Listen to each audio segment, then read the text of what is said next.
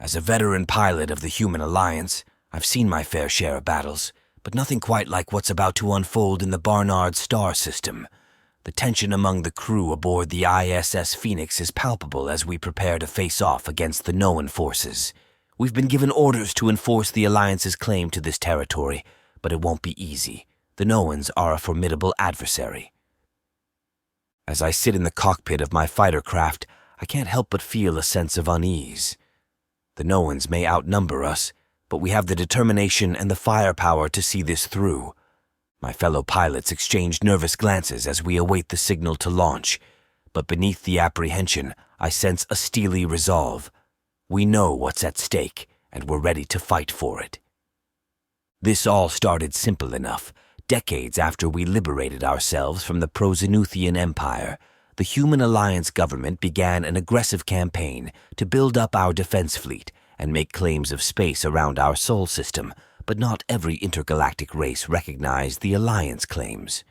We claimed the Barnard Star System, also known as the Runaway Star System, as Alliance space.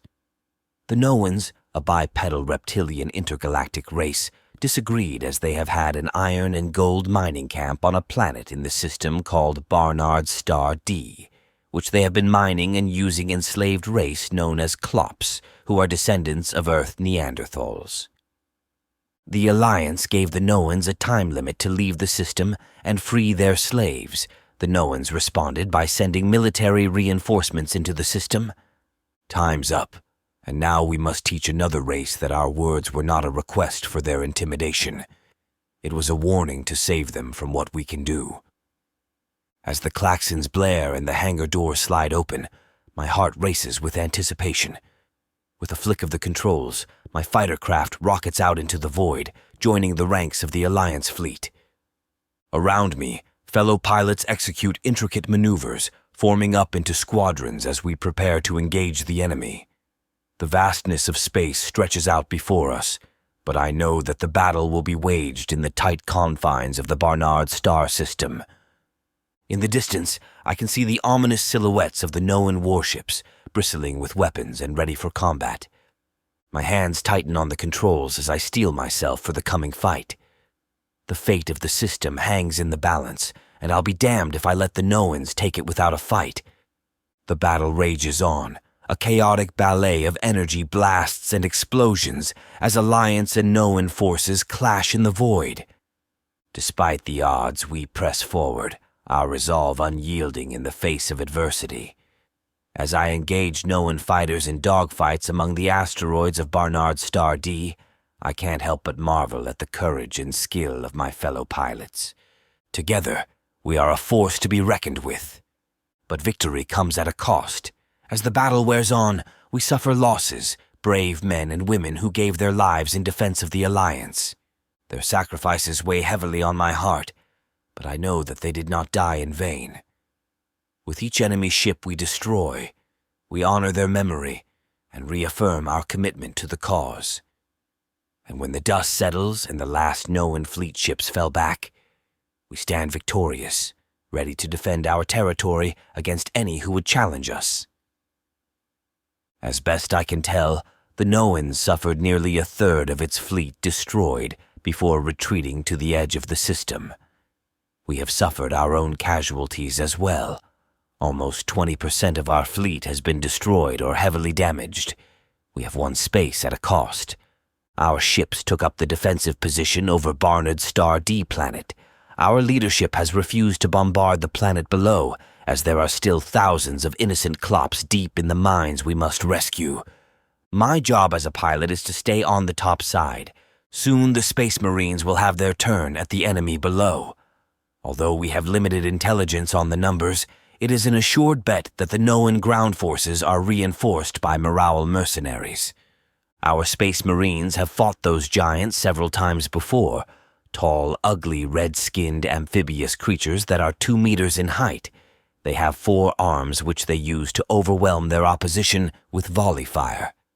Tough mothers for sure, but thankfully our Space Marines have always defeated them, but at a cost. They don't go down easily. Good luck, Marines.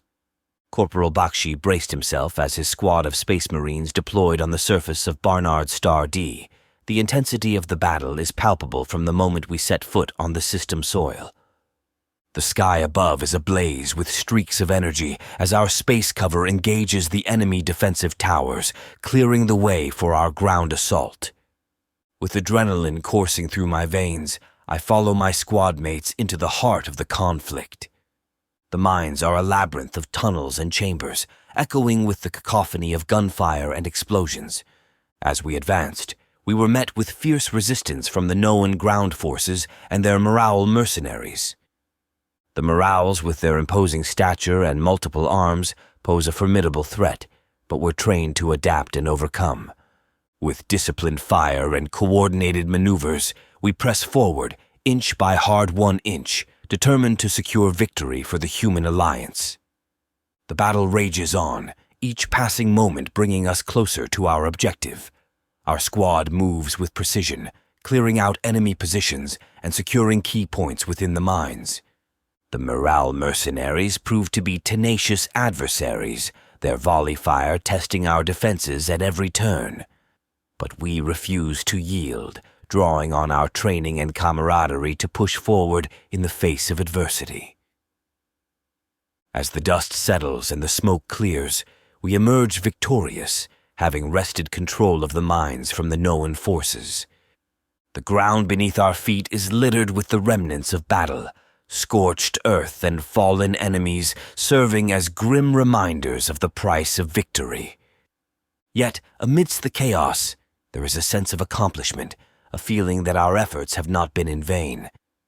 With the mines secured, we turn our attention to the next phase of the operation, knowing that the fight is far from over. Lance Corporal Reyes was assigned the duty to ensure the safe extraction of the newly liberated Klops from the depths of the mines. Amidst the chaos of battle, I find myself coordinating their movements, using hand signals and simple commands to guide them to the extraction point. Thankfully, they understood enough of the universal standard language to follow my instructions up to the extraction point. As I make my way deeper into the mines, gathering groups of Klops and leading them to safety, I encounter a wounded Morale. Despite its injuries, the creature lunges at me with surprising strength, its large hands gripping my torso. It was clear it was stronger than I was, but as expected, it wasn't as agile as humans. In a desperate struggle, I managed to position my arm with enough wiggle room. It grabbed me in a bear hug with 3 of its functioning arms. The Morale's injured arm gave me enough of a window to free my arm and grab the hilt of my kabar. I drove the blade down the side of its neck where it has a vital artery. It kept squeezing me until its strength drained and it fell, lifeless, to the cave floor. Knowing that every second counts in our mission to rescue the enslaved Klops, I freed myself from its dead grip and continued my mission. Despite the harrowing encounter with the wounded Morale, I pressed on, determined to fulfill my mission. With each group of Klops I escort to safety, I'm reminded of the stakes of this conflict, the fight for freedom and justice against the tyranny of the Noans. The weight of responsibility sits heavy on my shoulders, but I draw strength from the courage and resilience of those I'm sworn to protect. As I navigate the labyrinthine tunnels of the mines, my senses are heightened, alert to any sign of danger. The air is thick with the smell of smoke and the sound of distant gunfire, a constant reminder of the battle raging above. Yet amidst the chaos, there is a glimmer of hope, the knowledge that with each Klops brought to safety, we're one step closer to victory over our oppressors. With 60% of the first mine cleared, we received a dire message from the command on our ships. Enemy reinforcements have arrived. Marines, you will be without air cover from here on out. Dig in and secure your positions. We will be back for you. Good luck, Marines.